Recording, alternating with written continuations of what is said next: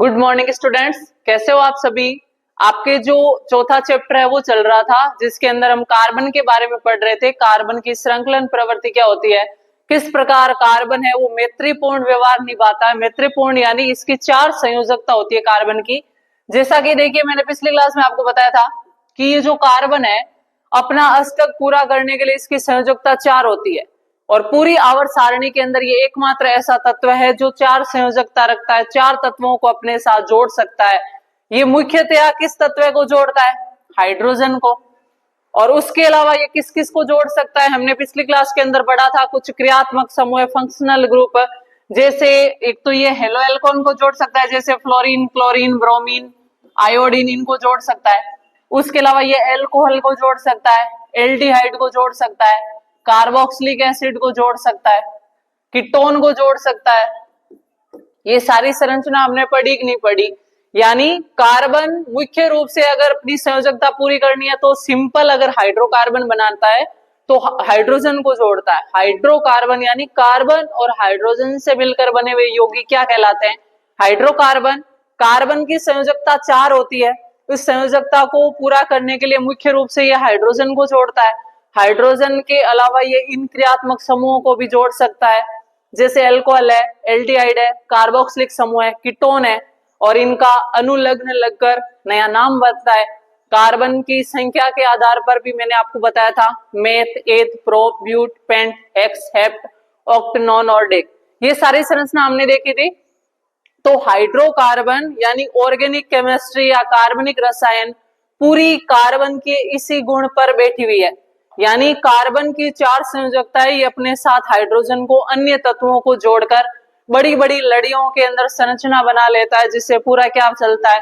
कार्बनिक रसायन चलती है, ऑर्गेनिक केमिस्ट्री चलती है। ठीक है, पिछली क्लास के अंदर हमने पढ़ा था किस प्रकार कार्बन मैत्रीपूर्ण व्यवहार निभाता है, उसकी सीधी श्रृंखला कैसी होती है, शाखाएं कैसी बनती है, उनका आईयूपीएसी नाम कैसे लिखते हैं, उसके अलावा जुड़ने वाले क्रियात्मक समूह कौन कौन से हैं, कार्बन के अपर रूप क्या होते हैं। मैंने बताया था पिछली क्लास के अंदर, एक होता है यौगिक और एक होता है अपर रूप। यौगिक जिसमें एक से अधिक प्रकार के तत्व या परमाणु मिलकर कोई संरचना बनाए।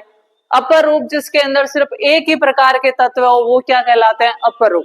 तो ये अंतर होता है यौगिक और अपर रूप में। अलग अलग प्रकार के तत्व मिलकर कोई संरचना बनाए वो यौगिक, एक ही प्रकार के तत्वों के मिलने से कोई संरचना बने वो क्या कहलाता है? अपर रूप। अब आज की क्लास के अंदर हम पढ़ेंगे कि जो कार्बन है ये विभिन्न प्रकार के हाइड्रोकार्बन बनाता है और उनकी रासायनिक प्रवृत्ति क्या होती है। देखिए, आपके सामने लिखा हुआ है कार्बनिक यौगिकों के रासायनिक गुणधर्म। स्टूडेंट्स, आपको याद होगा पिछली क्लास के अंदर हमने इससे पहले वाले पार्ट तक पढ़ा था। देखिए, एक बार बता देती हूँ। जो ये टेबल थी इसको मैंने समझाया था कि यौगिक कौन से होते हैं, उनका पूर्व लग्न या अनुलग्न क्या लगेगा और संरचना किस प्रकार की बनेगी। जैसे क्लोरोप्रोपेन, ब्रोमोप्रोपेन, प्रोपेनॉल यानी एल्कोहल लास्ट में है तो उसका अनुलग्न क्या जुड़ेगा? ओल। तो प्रोपेन प्लस ओल क्या बन गया? प्रोपेनॉल। और मैंने आपको बताया भी था कि ये टेबल है वो आपको बिल्कुल याद करनी है। तो देखिए स्टूडेंट्स, कार्बनिक यौगिकों के रासायनिक गुणधर्म, इसमें हम पढ़ेंगे कि जो भी कार्बन हाइड्रोजन से या कार्बन और क्रियात्मक समूह से जुड़कर जो नए यौगिक बनते हैं वो किस किस प्रकार की रासायनिक अभिक्रियाएं करते हैं। अब देखिए, सबसे पहला पॉइंट आता है दहन। दहन यानी जलना। शुरू से ही जब से पहला चैप्टर स्टार्ट किया है मैं आपको बताने जा रही हूं कि जहां भी दहन होगा, जलने की प्रक्रिया होगी, वहां पर मुख्य रूप से एक ही गैस काम में आएगी। कौन सी गैस? वो है ऑक्सीजन गैस। अब देखिए, अपने सभी अपर रूपों में कार्बन ऑक्सीजन में दहन करके ऊष्मा और प्रकाश के साथ कार्बन डाइऑक्साइड देता है। यानी चाहे कार्बन का कोई अपर रूप हो, हीरा, ग्रेफाइट, फुलरीन या कोई भी हाइड्रोकार्बन हो, वो ऑक्सीजन के साथ जलेगा और जलकर कौन सी गैस देगा? Carbon dioxide. यानी कार्बन और ऑक्सीजन के मिलने से कौन सी गैस बनी? Carbon dioxide. जैसे देखिए, कार्बन और ऑक्सीजन मिला, कार्बन डाइऑक्साइड गैस मिली, साथ में क्या निकली? ऊष्मा एवं प्रकाश। शुरू से ही मैं बताती आ रही हूं आपको, अगर किसी उत्पाद के साथ ऊष्मा निकले मतलब वो अभिक्रिया कैसी होगी? ऊष्मा सेपी। अगला है ये कार्बन का कार्बनिक यौगिक है, जैसे मेथेन, ऑक्सीजन गैस निकलेगी, साथ में कार्बन डाइऑक्साइड गैस, और जो भी पार्ट बचेगा पानी का अणु, ऊष्मा और प्रकाश। यानी कोई भी कार्बनिक यौगिक है ऑक्सीजन के साथ जुड़ेगा तो एक तो कार्बन डाइऑक्साइड गैस निकलेगी, साथ में ऊष्मा और प्रकाश निकलेगा, और उसके अलावा जितना भी पार्ट बचता है वो भी निकल जाएगा। यहाँ पर सिर्फ आपने कार्बन लिया था तो कार्बन डाइऑक्साइड ही बनी थी सिर्फ। यहाँ पर आपने एक्स्ट्रा ले लिया, CH4 ले लिया, हाइड्रोजन एक्स्ट्रा है, तो यहाँ पर पानी का अणु भी निकल गया साथ में। उसी प्रकार जैसे जैसे श्रृंखला बढ़ती जाएगी इन अणुओं की मात्रा है वो उत्पाद के रूप में बढ़ती जाएगी। जैसे यहाँ पर इसने ले लिया एथेनॉल, CH3 CH2OH, मेथ एथ, 2 कार्बन, एथेन, लास्ट के अंदर एल्कोहल जुड़ा हुआ है, और टेबल में आपको याद क्या होगा आपने, एल्कोहल जुड़ता है तो अनुलग्न क्या लगता है, ओल, तो इसका नाम क्या हो गया, एथेनॉल। साथ में ऑक्सीजन गैस जुड़ी, कार्बन डाइऑक्साइड बनी, पानी का अणु बना, और साथ में क्या निकल गई, ऊष्मा और प्रकाश। आपको ये दहन में लाइन इतनी समझनी है कि अपने सभी अपर रूपों में कार्बन ऑक्सीजन में दहन करके ऊष्मा और प्रकाश के साथ कार्बन डाइऑक्साइड निकालता है, और साथ में क्या निकलती है, ऊष्मा और प्रकाश। नेक्स्ट आता है देखिए संतृप्त हाइड्रोकार्बन। पिछली क्लास के अंदर मैंने आपको बताया था एक होता है संतृप्त और एक होता है असंतृप्त। जिन कार्बन कार्बन के बीच में अगर एकल बंध होगा, सिंगल बॉन्ड होगा, वो संतृप्त हाइड्रोकार्बन होंगे। अगर कार्बन कार्बन के बीच में डबल बॉन्ड या ट्रिपल बॉन्ड है तो वो असंतृप्त हाइड्रोकार्बन होंगे। तो देखिए संतृप्त हाइड्रोकार्बन से सामान्यतया स्वच्छ ज्वाला निकलेगी, जबकि असंतृप्त कार्बनिक यौगिकों से अत्यधिक काले धुएं वाली पीली ज्वाला निकलेगी। यानी अगर आप सिंगल बॉन्ड वाले कार्बन कार्बन के बीच में एकल बंध है, अगर आप उन यौगिकों को जलाओगे तो बिल्कुल क्या निकलेगी, स्वच्छ ज्वाला निकलेगी।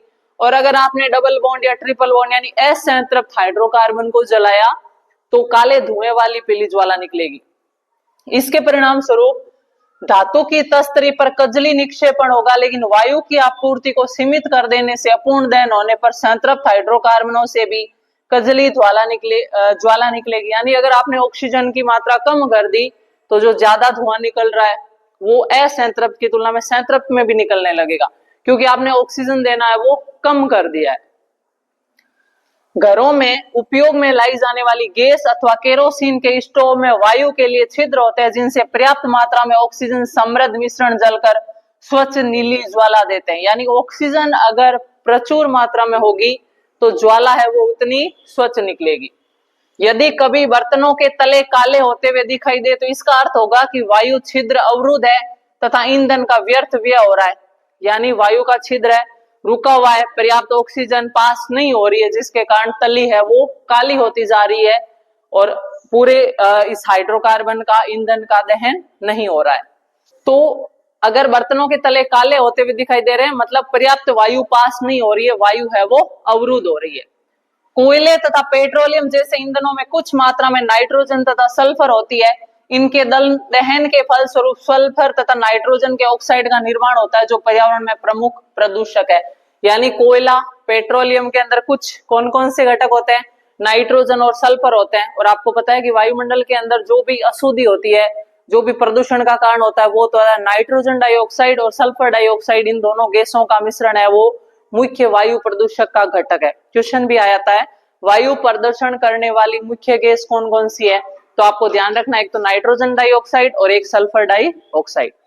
ठीक है, क्यों जलते हुए पदार्थ ज्वाला उत्पन्न करते हैं अथवा नहीं करते हैं, तो इसका कारण क्या, देखिए क्या आपने कभी कोयले अथवा लकड़ी की अग्नि को देखा है? यदि नहीं तो अगली बार जब भी अवसर मिले तो आप ध्यान से देखिए कि लकड़ी अथवा कोयले का जलना आरंभ होने पर क्या होता है।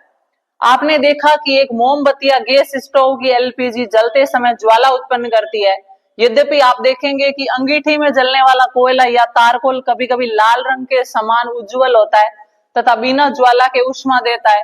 ऐसा इसलिए होता है क्योंकि केवल गैसीय पदार्थों के जलने पर ही ज्वाला उत्पन्न होती है। लकड़ी या तारकोल जलाने पर उपस्थित वाष्पशील पदार्थ वाष्पीकृत हो जाते तथा आरंभ में ज्वाला के साथ जलते हैं। गैसीय पदार्थों के परमाणुओं को ताप देने पर एक दीप्त ज्वाला दिखाई देती है तथा उज्जवल होना आरंभ करती है। प्रत्येक तत्व के द्वारा उत्पन्न रंग उस तत्व का अभिलाक्षणी गुण होता है। गैस स्टोव की ज्वाला में तांबे के तार को जलाने का प्रयास कीजिए तथा इसके रंग का प्रेक्षण कीजिए। आपने देखा कि अपूर्ण दहन से कजल उत्पन्न होता है, जो कार्बन होता है। इसके आधार पर आप मोमबत्ती के पीले रंग की ज्वालिका कारण क्या बताएंगे, अगर अपूर्ण दहन होगा मतलब काले रंग की ज्वाला होगी, और अगर पूर्ण दहन होगा तो वो पीले रंग की बिल्कुल साफ ज्वाला आपको दिखाई देगी। ठीक है, यानी अगर पूरा ईंधन नहीं जलता है तो धुआं उत्पन्न करेगा, कजला रंग उत्पन्न करेगा, और अगर ईंधन पूर्ण रूप से जल जाता है तो बिल्कुल साफ ज्वाला है वो प्रकट होगी। कोयले तथा पेट्रोलियम का निर्माण कैसे होता है? आपको पता है कि लाखों करोड़ों अरबों वर्ष पूर्व कुछ जीव जंतु यहाँ पृथ्वी पर रहते थे, कुछ सुनामी आई, कुछ ऐसी प्राकृतिक घटना हुई जिसके कारण वो सारे जीव जंतु पेड़ पौधे जमीन में दब गए, और काफी लाखों वर्षों बाद जब वो निकले तो वो ईंधन के रूप में, क्योंकि उनका शरीर है वो गलकर बिल्कुल काले रंग का हो गया, ईंधन के रूप में हो गया, और वही आज के रूप में कोयला पेट्रोलियम पदार्थ के रूप में निकलता जा रहा है। देखिए, कोयले तथा पेट्रोलियम का निर्माण जैव मात्रा से हुआ है। जैव मात्रा यानी जो जीव मरे उनके शरीर से हुआ है, जो विभिन्न जैविकीय तथा भूवैज्ञानिक प्रक्रियाओं पर निर्भर करते हैं। कोयला लाखों वर्ष पुराने वृक्षों, फर्न तथा अन्य पौधे का अवशेष है। संभवतः भूकंप तथा ज्वालामुखी फटने के कारण ये धरती में चट्टानों की परतों के नीचे दब गए थे तथा धीरे धीरे क्षय होकर ये कोयला बन गए। तेल तथा गैस लाखों वर्ष पुराने छोटे समुद्री पौधों तथा जीवों के अवशेष हैं। उनके मृत होने पर उनके शरीर समुद्र तल में डूब गए तथा गाद से ढक गए। उन मृत अवशेषों पर बैक्टीरिया के आक्रमण से प्रबल दाब के कारण तेल तथा गैस का निर्माण हुआ। इसी बीच गाद धीरे धीरे दबकर चट्टान बन गया। चट्टान के छिद्रित भागों से तेल तथा गैस का रिसा हुआ और ये पानी में स्पंज की तरह फंस गए। क्या आप अनुमान लगा सकते हैं कि कोयले तथा पेट्रोलियम को जीवाश्म ईंधन क्यों कहते हैं? आपको समझ में आया कि नहीं आया इस लाइन को पढ़कर कि जो कोयला और पेट्रोलियम है इनको जीवाश्मी ईंधन क्यों बोलते हैं? जीवाश्म, जीव का अस्म, जीव का अंश, यानी लाखों करोड़ों वर्ष पूर्व पेड़ पौधे जितने भी जीव जंतु इसके नीचे दबे उनके शरीर के गलने से, नष्ट होने से इस ईंधन का निर्माण हुआ, इसलिए इसको क्या बोला जाता है? जीवाश्मी ईंधन कहा जाता है। अगली अभिक्रिया आती है ऑक्सीकरण। ये पहली अभिक्रिया तो थी दहन, कार्बनिक यौगिकों की अभिक्रिया कौन सी थी? दहन। अब देखते हैं कार्बनिक अभिक्रियाओं का ऑक्सीकरण कैसे होगा। तो देखिए, ऑक्सीकरण अभिक्रिया का मतलब क्या होता है? ऑक्सीजन को जोड़ना, हाइड्रोजन को हटाना, या उसके अलावा कुछ पदार्थ ऐसे होंगे जिनको हम ऑक्सीकारक बोलेंगे, जो ऑक्सीकरण होने को प्रेरित करेंगे, उन्हें हम क्या बोलेंगे? ऑक्सीकारक। देखिए, प्रथम अध्याय में आपने ऑक्सीकरण की अभिक्रियाओं का अध्ययन किया। दहन करने पर कार्बन यौगिकों को सरलता से ऑक्सीकृत किया जा सकता है। इस पूर्ण ऑक्सीकरण के अतिरिक्त ऐसी अभिक्रियाएं भी होती है जिनमें अल्कोहल को कार्बोक्सिलिक अम्ल में बदला जाता है। यानी ऑक्सीकरण करने के लिए मुख्य रूप से ऑक्सीकारक पदार्थ को काम में लेना है। अब देखिए, यहां पर आपने क्या लिया? एथेनॉल, एल्कोहल का प्रकार। 2 कार्बन है एथेन, साथ में OH, एल्कोहल ओल, तो क्या बन गया? एथेनॉल। यहां पर ऑक्सीकारक के रूप में हम किसका उपयोग करेंगे? या तो हम लेंगे क्षारीय पोटेशियम परमैंगनेट KMnO4 और साथ में ऊष्मा लेंगे, या हम क्या लेंगे? अम्लीय पोटेशियम डाइक्रोमेट और साथ में क्या लेंगे? ऊष्मा। आपको दोनों नहीं लेना है, दोनों में से एक लेना है, या तो क्षारीय पोटेशियम परमैंगनेट और या आपको क्या लेना है? अम्लीय पोटेशियम डाइक्रोमेट। इनके मिलने से जो एल्कोहल है वो किस में बदल जाएगा? कार्बोक्सिलिक अम्ल में। टेबल में देखा होगा आपने, कार्बोक्सिलिक अम्ल यानी COOH और एल्कोहल यानी OH। इसका एक कार्बन कार्बोक्सिलिक अम्ल बनाने में काम में आ गया, तो पीछे क्या बच गया? एक ही कार्बन बचा। ये क्या बन गया? ये बन गया मेथेनोइक अम्ल। मेथेन है एक कार्बन और ओइक अम्ल कार्बोक्सिलिक अम्ल का अनुलग्न लगता है, तो ये क्या बन गया? मेथेनोइक अम्ल। क्वेश्चन आता है कि एथेनॉल से मेथेनोइक अम्ल का बनना किस प्रकार की अभिक्रिया है? तो ये एक प्रकार की ऑक्सीकरण अभिक्रिया है। इसके अंदर उत्प्रेरक के रूप में क्या काम में लोगे आप? या तो क्षारीय पोटेशियम परमैंगनेट, या क्या काम में लोगे? अम्लीय पोटेशियम डाइक्रोमेट। ठीक है, इसको अंडरलाइन कर लीजिए, बहुत इंपॉर्टेंट है ऑक्सीकरण। और इस अभिक्रिया को कोष्टक में बंद करके आप स्टार मार्क लगा लीजिए। हम देखते हैं कि कुछ पदार्थों में अन्य पदार्थों को ऑक्सीजन देने की क्षमता होती है। ऑक्सीजन देने की क्षमता या ऑक्सीकृत करने की क्षमता या उनमें ऑक्सीकरण करने की क्षमता होती है। इन पदार्थों को हम क्या कहेंगे? ऑक्सीकारक। इस परिभाषा को अंडरलाइन कर लीजिए। ऑक्सीकारक किसे कहते हैं? वे पदार्थ जिनमें दूसरों को ऑक्सीकृत करने की क्षमता होती है ऑक्सीकारक कहलाते हैं। ये दोनों ही ऑक्सीकारक है, जैसे पोटेशियम परमैंगनेट हो गया, पोटेशियम डाइक्रोमेट हो गया। इसका पूरा नाम भी लिख सकते हो आप, पोटेशियम परमैंगनेट, और ये है पोटेशियम डाइक्रोमेट। ये वही लाइन लिखाई हुई है कि क्षारीय पोटेशियम परमैंगनेट अथवा अम्लीकृत पोटेशियम डाइक्रोमेट एल्कोहलों को अम्लों में ऑक्सीकृत करते हैं, अर्थात ये आरंभिक पदार्थ में ऑक्सीजन जोड़ते हैं, अतएव इनको क्या बोलेंगे? ऑक्सीकारक। कौन है ऑक्सीकारक? पोटेशियम परमैंगनेट और पोटेशियम डाइक्रोमेट। आगे आते हैं संकलन अभिक्रिया। संकलन यानी जोड़ना। किसको जोड़ोगे? मुख्यतया जोड़ेंगे हाइड्रोजन को। देखिए असंतृप्त हाइड्रोकार्बन होता है ना, ये है संतृप्त हाइड्रोकार्बन यानी सिंगल बॉन्ड, और ये है असंतृप्त हाइड्रोकार्बन, डबल बॉन्ड या ट्रिपल बॉन्ड, अगर बीच में कुछ भी हो, एक बंध है तो वो कैसा होगा? संतृप्त, संतृप्त हाइड्रोकार्बन। और डबल बॉन्ड या ट्रिपल बॉन्ड है तो वो है असंतृप्त हाइड्रोकार्बन।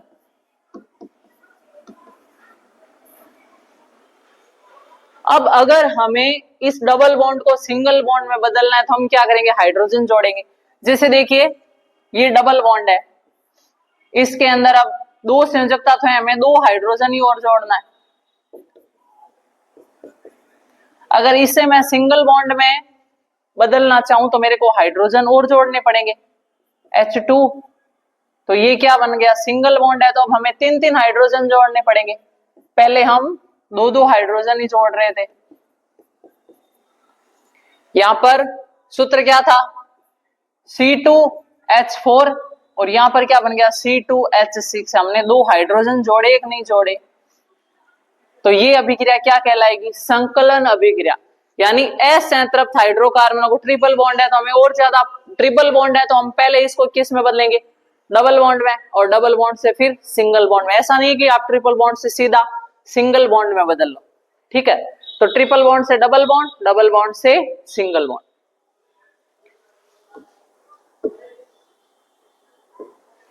तो देखिए संकलन अभिक्रिया इसमें बताया हुआ है, देखो डबल बॉन्ड है, आर आर, आर का मतलब है कोई भी CH3 समूह है, आर का मतलब है कोई भी हाइड्रोकार्बन।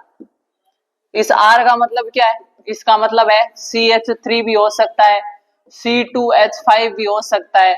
इस प्रकार कोई भी हाइड्रोकार्बन की श्रृंखला का मतलब क्या लिखा जाता है? आर।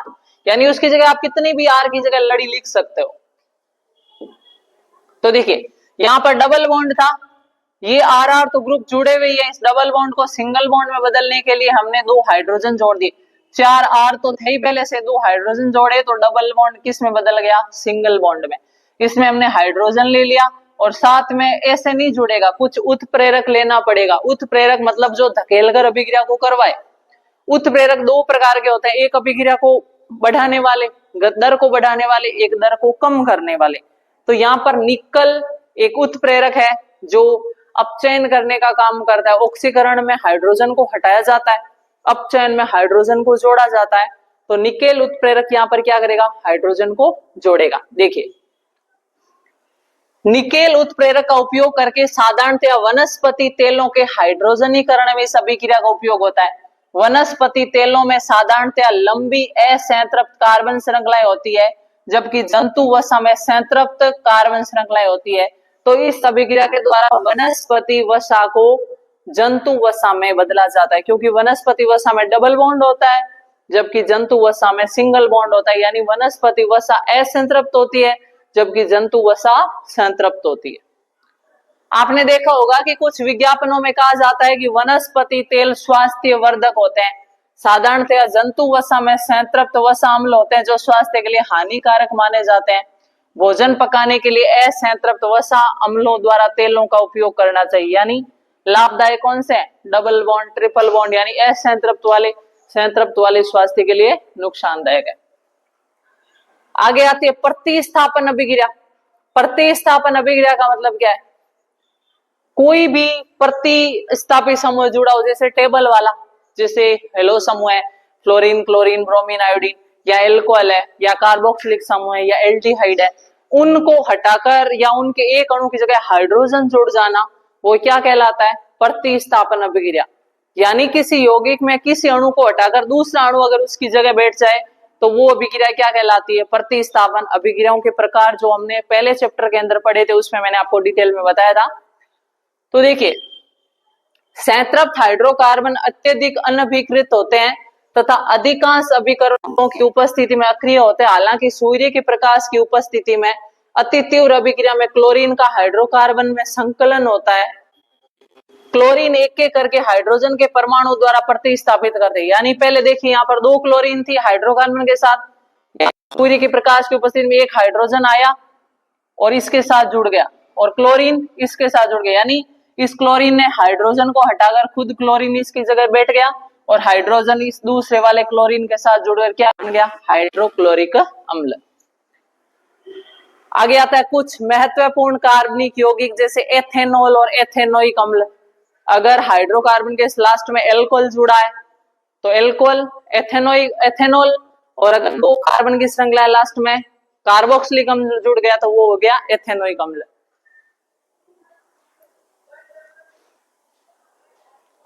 एथेनॉल क्या अभिक्रिया करता है? ये एथेनॉल का फॉर्मूला, ये सोडियम के साथ जुड़ेगा और क्या बनाएगा? Sodium ethoxide. एल्कोहल सोडियम से अभिक्रिया कर हाइड्रोजन गैस उत्सर्जित करता है। एथेनॉल के साथ अभिक्रिया में दूसरा उत्पाद सोडियम एथोक्साइड बनता है। क्या आप बता सकते हैं कि कौन सा दूसरा पदार्थ धातु से अभिक्रिया कर हाइड्रोजन बनाता है? असंतृप्त हाइड्रोकार्बन। देखिए इसके अंदर हाइड्रोजन गैस किसने बनाई? सोडियम। इसके साथ जुड़ गया CH3CH2O और हाइड्रोजन गैस को इसने क्या कर दिया? अलग कर दिया, निष्कासित कर दिया, तो हाइड्रोजन गैस का निर्माण हुआ। असंतृप्त हाइड्रोकार्बन बनाने की अभिक्रिया -443 केल्विन तापमान पर एथेनॉल को आधी के सांद्र सल्फ्यूरिक अम्ल के साथ गर्म करने पर एथेनॉल का निर्जलीकरण होकर एथीन बनता है। पानी का अणु निकल जाएगा तो एल्कोहल से क्या बन जाएगी? एथीन। ऑक्सीजन, एक हाइड्रोजन यहां से एक हाइड्रोजन यहां से निकला, पानी का अणु निकल गया तो पीछे क्या बचा? CH2 और हाइड्रोजन कम थे तो बॉन्ड क्या लग गया? Double bond. इस अभिक्रिया में सल्फ्यूरिक अम्ल निर्जलीय कारक के रूप में कार्य करता है। ये जो सांद्र सल्फ्यूरिक अम्ल है ये पानी निकालने का काम करता है, निर्जलीकरण का काम करता है। सजीव प्राणियों पर एल्कोहल का क्या प्रभाव पड़ता है? तो एल्कोहल है वो लीवर को, यकृत को प्रभावित करता है। ज्यादा एल्कोहल नुकसानदायक होता है। एक होता है जो सामान्य शराब होती है वो एथेनॉल होती है, एक होती है जहरीली शराब मेथेनॉल होती है, वो व्यक्ति को क्या कर देती है? अंधा कर देती है। और एथेनॉल के विपरीत मेथेनॉल की थोड़ी सी मात्रा लेने पर व्यक्ति की मृत्यु हो जाती है। ईंधन के रूप में भी एल्कोहल का उपयोग किया जाता है। गन्ना सूर्य के प्रकाश को रासायनिक ऊर्जा बदलने में सर्वाधिक सक्षम होता है। गन्ने का रस मोलेसस बनाने के उपयोग में लाया जाता है, जिसका किण्वन करके एल्कोहल तैयार किया जाता है। कुछ देशों में एल्कोहल में पेट्रोल मिलाकर उसे स्वच्छ ईंधन के रूप में इस्तेमाल किया जाता है। यह ईंधन पर्याप्त ऑक्सीजन होने पर केवल कार्बन डाइऑक्साइड और जल उत्पन्न करता है, तो इस प्रकार एल्कोहल का ईंधन के रूप में भी उपयोग होता है। एल्कोहल के गुण देखें। अब है एथेनोइक अम्ल के गुण। एथेनोइक अम्ल को सामान्यतः एसिटिक अम्ल भी कहा जाता है तथा यह कार्बोक्सिलिक अम्ल समूह से संबंधित है। ओइक अम्ल मतलब कार्बोक्सिलिक अम्ल समूह है। एसिटिक अम्ल के 3 से 4% विलयन को सिरका कहा जाता है। अंडरलाइन कर लेना, सिरका किसे कहते हैं? एसिटिक अम्ल का जो 3 से 4% विलयन होता है वो सिरका कहा जाता है। इसे अचार में परिरक्षक के रूप में इस्तेमाल किया जाता है। शुद्ध एथेनोइक अम्ल का गलनांक 290 केल्विन होता है और इसलिए ठंडी जलवायु में शीत के दिनों में यह जम जाता है। इस कारण इसे ग्लेशियल एसिटिक अम्ल कहते हैं। कार्बोक्सिलिक अम्ल कहा जाने वाला कार्बनिक यौगिकों के समूह का अभिलक्षण इसकी अम्लीयता होती है। हालांकि खनिज अम्लों के विपरीत कार्बोक्सिलिक अम्ल दुर्बल अम्ल होते हैं। खनिज अम्ल जैसे हाइड्रोक्लोरिक अम्ल पूरी तरह आयनीकृत हो जाता है। एथेनोइक अम्ल क्या अभिक्रिया करेगा? देखिए एथेनोइक अम्ल एथेनॉल के साथ जुड़ेगा तो क्या बन जाएगा? एस्टर बन जाएगा। एस्टरीकरण अभिक्रिया कहलाएगी। यानी एथेनोइक अम्ल और एथेनॉल का मिलकर एस्टर बनाना क्या कहलाता है? एस्टरीकरण। एस्टर मुख्य रूप से अम्ल और एल्कोहल की अभिक्रिया से निर्मित होते हैं। एथेनोइक अम्ल किसी उत्प्रेरक की उपस्थिति में एथेनॉल से अभिक्रिया करके एस्टर बनाते हैं। सामान्यतः एस्टर की गंध मृदु यानी मीठी होती है। इसका उपयोग इत्र बनाने और स्वाद उत्पन्न करने वाले कारक के रूप में किया जाता है। सोडियम हाइड्रोक्साइड से अभिक्रिया द्वारा जो एक क्षार है एस्टर पुनः एल्कोहल और कार्बोक्सिलिक अम्ल का सोडियम लवण बनाता है।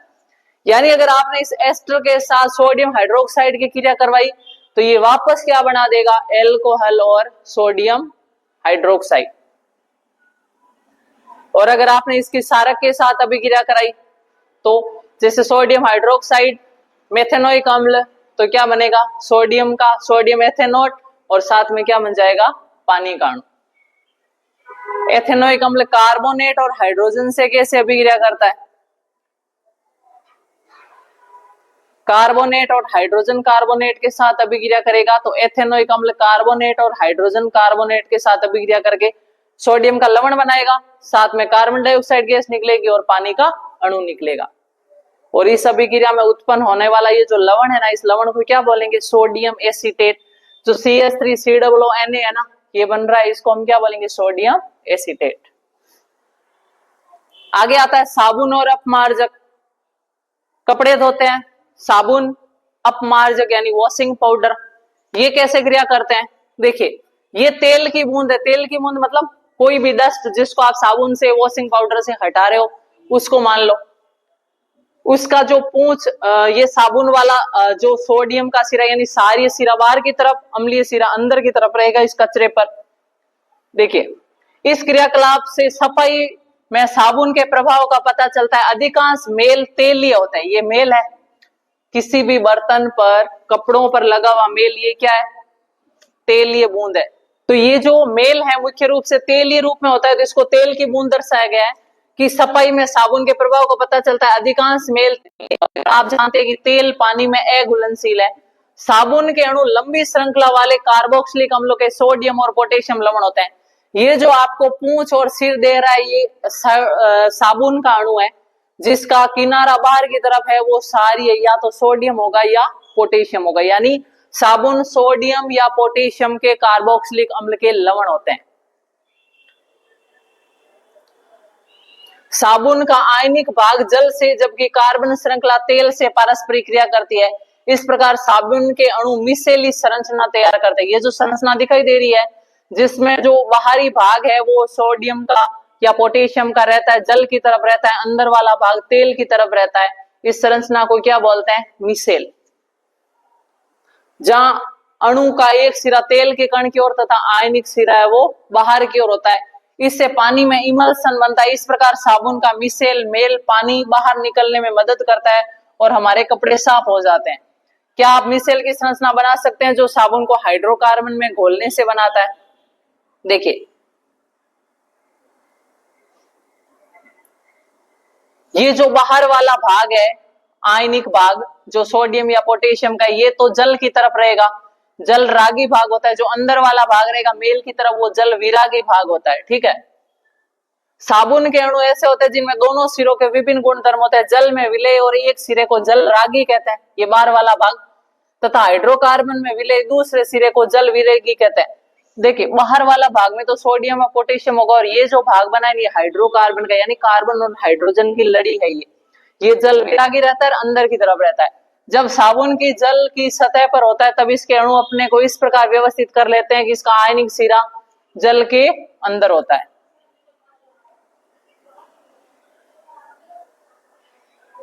अब देखिए ये चिकनाई और मेल है, तो मेल की तरफ जल विरागी भाग रहेगा और जल का रागी वाला भाग बाहर की तरफ रहेगा। जबकि हाइड्रोकार्बन पूंछ जल के बाहर होती है, जल के अंदर इन अणुओं की एक विशेष व्यवस्था होती है जिससे इसका हाइड्रोकार्बन सिरा जल के बाहर बना होता है। ऐसा अणुओं का बड़ा गुच्छा बनने के कारण होता है जिसमें जल विरागी पूंछ गुच्छे के आंतरिक हिस्से में होती है, जबकि उसका आयनिक सिरा गुच्छे की सतह पर होता है। इस संरचना को मिसेल कहते हैं। मिसेल के रूप में साबुन स्वच्छ करने में सक्षम होता है क्योंकि तेलीय मेल मिसेल के केंद्र में एकत्रित हो जाते हैं। मिसेल विलयन में कोलॉइड के रूप में बने रहते हैं तथा आयन आयन विकर्षण के कारण वे अपेक्षित अवशेपित नहीं होते हैं। इस प्रकार मिसेल में तैरते मेल आसानी से हटाए जा सकते हैं। साबुन के मिसेल प्रकाश को प्रकीर्णित कर सकते हैं, यही कारण है कि साबुन का घोल बादल जैसा दिखाई देता है।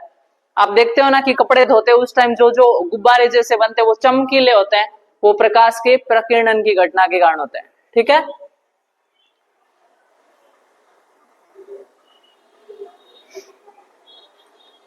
तो इस प्रकार आपका ये जो चौथा रसायन विज्ञान वाला चैप्टर है वो कंप्लीट होता है। क्वेश्चन कर लोगे, कोई भी क्वेश्चन में डाउट आता है तो पहले भी बता रही हूँ मैं आपको, अभी भी बता रही हूँ कि किसी भी क्वेश्चन में आपको डाउट हो तो आप कमेंट बॉक्स में जाके कमेंट कर सकते हो कि मैम इस चैप्टर का ये वाला क्वेश्चन हमें समझ में नहीं आया, तो मैं नेक्स्ट क्लास के अंदर आपको इसका सॉल्यूशन बता दूंगी। और इसके साथ ही आज का हमारा ये चैप्टर है वो फोर्थ कंप्लीट होता है। मिलते हैं नेक्स्ट चैप्टर के साथ एक नई क्लास के साथ, तब तक के लिए थैंक यू सो मच।